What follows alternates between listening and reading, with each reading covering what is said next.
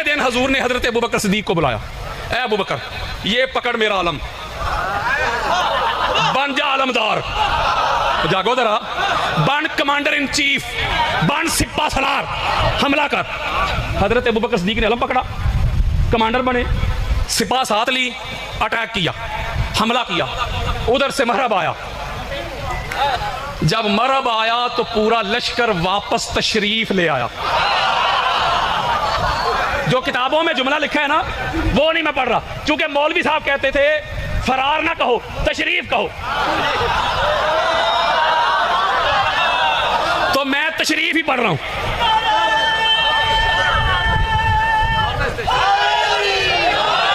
اگلے دن آقا علیہ السلام نے علمدار چینج کر دیا، حضرت عمر بن خطاب کو بلایا۔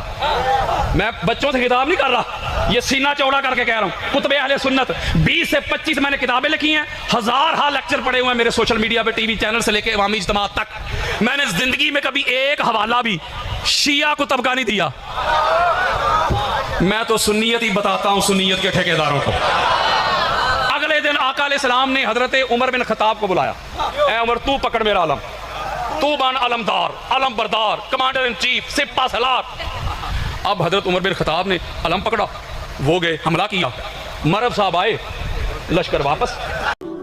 میرے محترم دوستو، میری آج کی گفتگو تمام مسلمان بھائی غور سے سماعت فرمائیں، میرے شیعہ بھائی بھی اور میرے سنی بھائی بھی، جو بھی درد دل رکھتے ہیں وہ غور سے سماعت فرمائیں، مگر سنیں وہی لوگ جن کا ضمیر زندہ ہے، باقی میری ویڈیو کو سکپ کر دیں۔ کیا آپ نے آج تک کسی عالم دین کے منہ سے یہ بات سنی ہے کہ 1.25 لاکھ صحابہ میں سے کوئی بھی سیدنا حضرت علی المرتضیٰ جیسا بہادر تھا؟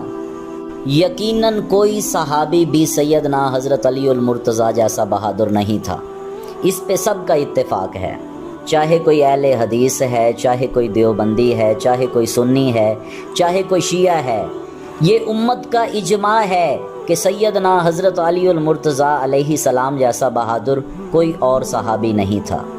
اور سیدنا حضرت علی المرتضیٰ کی شان اس وجہ سے بھی زیادہ ہے کہ آپ صحابی ہونے کے ساتھ ساتھ اہل بیت بھی ہیں، اور صحابہ کبھی اہل بیت کے برابر نہیں ہو سکتے، کیونکہ صحابہ در والے ہیں اور اہل بیت گھر والے ہیں، اور در والے کبھی بھی گھر والوں کا مقابلہ نہیں کر سکتے۔ میرے نبی نے فرمایا، جیتکم بکرامتی دنیا والآخرہ، اے لوگوں میں تمہارے لیے آسان دین لے کر آیا ہوں۔ دین بڑا آسان ہے، اللہ خالق ہے اور باقی سب مخلوق ہیں۔ توحید سب سے پہلی چیز ہے جو 1,24,000 پیغمبر کی محنت ہے۔ توحید کے بعد سب سے بڑا مقام نبی پاک صلی اللہ تعالیٰ علیہ وسلم کا ہے، بعد از خدا بزرگ تو ہی قصہ مختصر۔ اور نبی پاک صلی اللہ تعالیٰ علیہ وسلم کے بعد سب سے بڑا مقام اہل بیت کا ہے۔ غدیر خم کے موقع پہ نبی پاک صلی اللہ تعالیٰ علیہ وسلم نے ارشاد فرمایا، لوگو میں تمہارے لیے 2 چیزیں چھوڑ کے جا رہا ہوں، ان دونوں کو اگر مضبوطی سے پکڑ لو گے تو کبھی بھی گمراہ نہیں ہوگے۔ اور وہ 2 چیزیں کون سی ہیں؟ ایک کتاب اللہ اور دوسری اطرت اہل البیت۔ پھر میرے نبی نے ارشاد فرمایا، لن یتفرقا، ان دونوں میں کبھی جدائی نہیں آ سکتی، نہ اہل بیت قرآن سے جدا ہوگی، نہ قرآن اہل بیت سے جدا ہوگا، حتی یارد علی الحوض، یہاں تک کہ حوض کوثر پہ اہل بیت اور قرآن میرے پاس اکٹھے آئیں گے۔ اور اہل بیت کے بعد سب سے بڑا مقام ہے صحابہ کا، اور یہ یاد رکھیں کہ صحابہ اور اہل بیت کا آپس میں کوئی مقابلہ نہیں ہے۔ اب رہی بات ان جیسے شر پسند ملاؤں کی جو چند ٹکوں کے لیے اس امت کے ٹکڑے ٹکڑے کر رہے ہیں۔ اب اس نے جنگ خیبر کی جو بات چھیڑی ہے کہ نبی پاک صلی اللہ تعالیٰ علیہ وسلم نے علم دے کر پہلے سیدنا ابو بکر صدیق کو بھیجا، وہ واپس آ گئے، پھر حضرت عمر ابن الخطاب کو بھیجا، وہ بھی واپس آ گئے، تو سیدنا حضرت ابو بکر صدیق کے بارے میں کون کہہ رہا ہے کہ وہ حضرت علی المرتضیٰ جیسے بہادر ہیں؟ حضرت ابو بکر صدیق واپس تشریف لے آئے تو سیدنا حضرت علی المرتضیٰ نے خیبر فتح کر لیا۔ تھے تو سارے ہی میرے نبی کے غلام، مقصد تو خیبر کو فتح کرنا تھا کہ اسلام کو فتح نصیب ہو اور کفار کو شکست نصیب ہو۔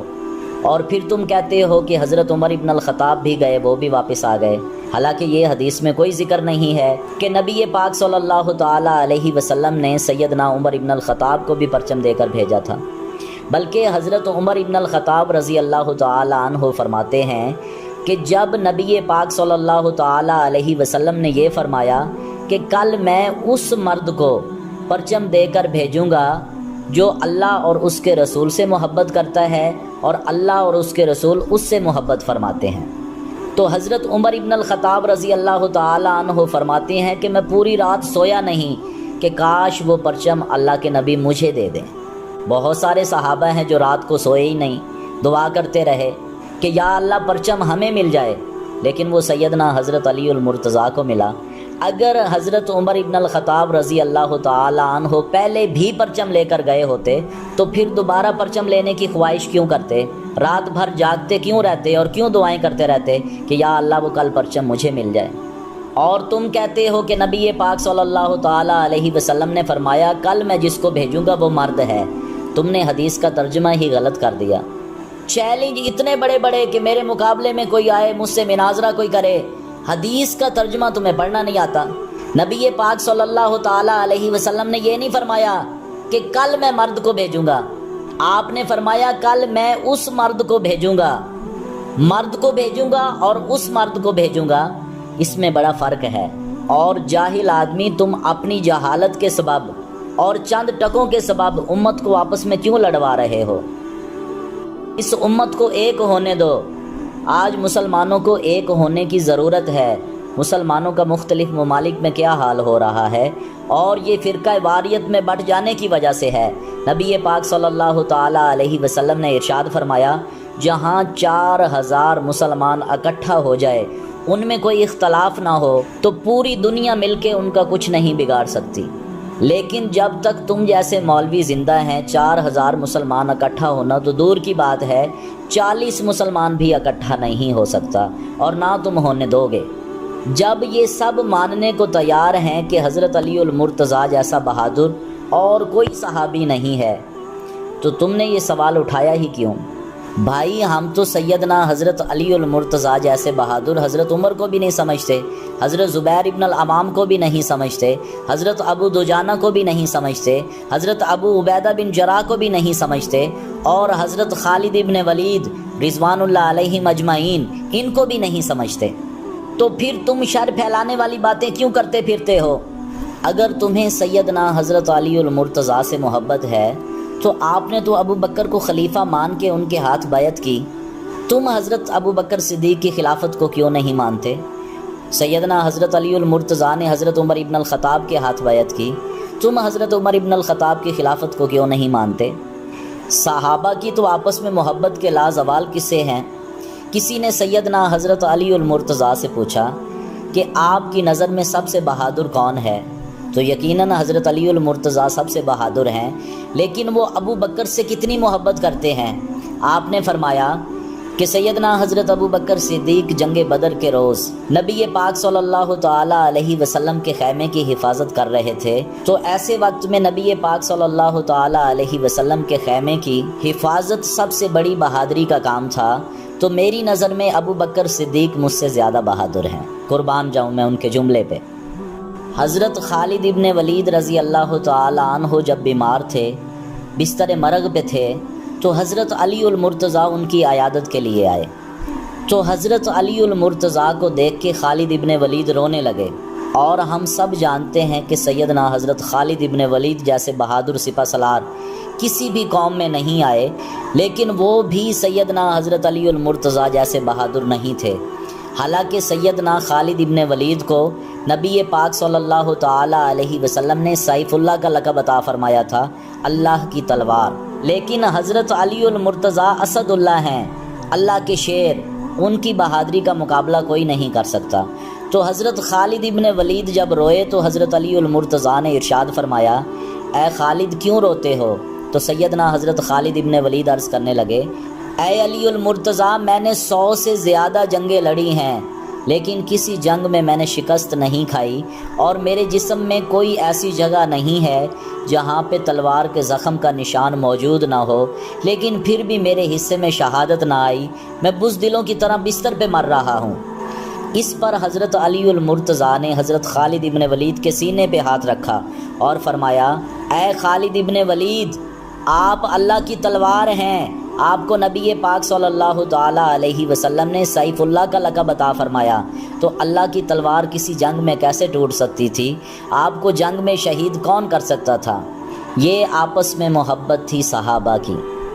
اور رہی بات حضرت عمر ابن الخطاب رضی اللہ تعالیٰ عنہ کی، تو پوری دنیا جانتی ہے کہ جب آپ نے اسلام قبول کیا ہے اس وقت صرف 40 بندہ مسلمان تھا، بیت اللہ پہ تالا لگا ہوا تھا، مسلمانوں کو گھروں میں بھی نماز پڑھنے کی اجازت نہیں تھی، ان پہ تشدد کیا جاتا تھا۔ اللہ کے نبی نے غلاف کعبہ کو پکڑ کے دعا مانگی کہ یا اللہ عمر کے ذریعے سے اسلام کا بول بالا فرما۔ سارے صحابہ نبی پاک صلی اللہ تعالیٰ علیہ وسلم کے مرید ہیں، اور حضرت عمر ابن الخطاب آپ کی مراد ہیں۔ میرے نبی نے غلاف کعبہ کو پکڑ کے رو رو کے اللہ سے عمر کو مانگا، جس طرح حضرت ابراہیم علیہ السلام نے اللہ سے دعا مانگی تھی، اور دعا میں نبی پاک صلی اللہ تعالیٰ علیہ وسلم کو مانگا تھا کہ یا اللہ میں نے تیرا گھر تو بنا دیا ہے، اس کو آباد کرنے والا بھیج دے۔ اسی طرح میرے نبی نے غلاف کعبہ کو پکڑ کے دعا مانگی کہ یا اللہ اسلام تو آ گیا ہے، پر عمر کے ذریعے اسلام کا بول بالا کر دے۔ اور سیدنا حضرت عمر ابن الخطاب جیسے ہی اسلام قبول کرتے ہیں، 40 صحابہ کو لے کر آپ باہر نکلتے ہیں۔ ان 40 صحابہ کے 2 گروہ بنتے ہیں، ایک گروہ کے آگے سیدنا حضرت عمر ابن الخطاب چل رہے تھے، اور دوسرے گروہ کے آگے سیدنا حضرت امیر حمزہ چل رہے تھے، اور مسلمانوں نے یہ پہلی نماز کھل کے سیدنا حضرت عمر ابن الخطاب کی تلوار کے سائے میں پڑھی ہے۔ اور سیدنا حضرت عمر ابن الخطاب رضی اللہ تعالی عنہ کا ایمان لانے والا یہ واقعہ جو پورا میں نے آپ کو سنایا ہے، یہ نہ صرف سنی کتب احادیث میں لکھا ہوا ہے، بلکہ شیعہ کی معتبر کتابوں میں یہ واقعہ بالکل اسی طرح لکھا ہوا ہے۔ ناسخ التواریخ اس میں بھی لکھا ہوا ہے، بہار الانوار میں بھی لکھا ہوا ہے، اور بھی شیعہ کی بہت ساری کتابیں ہیں جن میں یہ واقعہ بالکل ایسا ہی لکھا ہوا ہے۔ اب اگر کوئی بدبخت اگر اس بات کا دعویٰ کرے کہ اس وقت حضرت علی المرتضیٰ تو موجود تھے، اس کے باوجود بھی مسلمان کھل کے نماز نہ پڑھ سکے، حضرت عمر نے جب اسلام قبول کیا ہے تو ان کی تلوار کے سائے میں مسلمانوں نے کھل کے نماز پڑھی ہے، اس بات سے یہ پتہ چلتا ہے کہ حضرت عمر زیادہ بہادر ہیں، تو یہ اس کی بات سراسر غلط ہوگی۔ اللہ تعالیٰ نے فتح خیبر حضرت علی کے مقدر میں لکھی، وہ اللہ تعالیٰ نے ان سے کروانی تھی، اور اللہ تعالیٰ نے عمر کے ذریعے سے اسلام کو عزت عطا فرمائی، اور یہ فتح ان کے مقدر میں لکھ دی کہ مسلمانوں نے جو پہلی نماز کھل کے پڑھی ہے وہ حضرت عمر ابن الخطاب کی تلوار کے سائے کے نیچے پڑھی ہے۔ تو فتح خیبر اللہ تعالیٰ نے حضرت علی المرتضیٰ کے ذریعے کروائی، اور اسلام کا بول بالا حضرت عمر ابن الخطاب کے ذریعے سے کروایا۔ ہم کون ہوتے ہیں صحابہ کا آپس میں مقابلہ کروانے والے کہ وہ افضل ہیں وہ افضل ہیں؟ سیدنا حضرت علی المرتضیٰ بھی ہمارے سر کے تاج، سیدنا حضرت ابو بکر صدیق بھی ہمارے سر کے تاج، سیدنا فاروق اعظم بھی ہمارے سر کے تاج، سیدنا عثمان غنی بھی ہمارے سر کے تاج۔ نہ ہم سے یہ سوال قبر میں کیا جائے گا کہ حضرت علی المرتضیٰ کی شان زیادہ ہے یا ابو بکر صدیق کی شان زیادہ ہے، نہ ہم سے روز محشر یہ سوال کیا جائے گا کہ رتبے میں حضرت علی المرتضیٰ بڑے ہیں یا عمر ابن الخطاب بڑے ہیں۔ اسلام نے جو فرائض ہم کو دیے ہیں وہ ہم سے پورے ہوتے نہیں، ہم دوسرے جھگڑوں میں پڑے ہوئے ہیں۔ نبی پاک صلی اللہ تعالیٰ علیہ وسلم نے ارشاد فرمایا، بنی الاسلام علی خمس، اسلام کی بنیاد 5 چیزوں پر ہے۔ اول شہادت ان لا الہ الا اللہ محمد الرسول اللہ، سب سے پہلی بات اس بات کی گواہی دینا کہ اللہ کے سوا کوئی عبادت کے لائق نہیں، اور نبی پاک صلی اللہ تعالیٰ علیہ وسلم اس کے رسول ہیں۔ و اقامی صلاۃ، اور نماز قائم کرنا، و عطائی زکوٰۃ، اور زکوٰۃ دینا، و صوم رمضان، اور رمضان کے روزے رکھنا، والحج، اور حج کرنا۔ ہمیں فرقہ واریت کے ان فسادات سے نکل کر ایک امت بننا چاہیے۔ اگر آج کا مسلمان ایک پلیٹ فارم پہ جمع ہو گیا تو پوری دنیا کی طاقتیں مل کے ہمارا کچھ نہیں بگاڑ سکتی، اور اگر یوں ہی مسلمان آپس میں لڑتے رہے تو پھر ذلت ہمارا مقدر ہے۔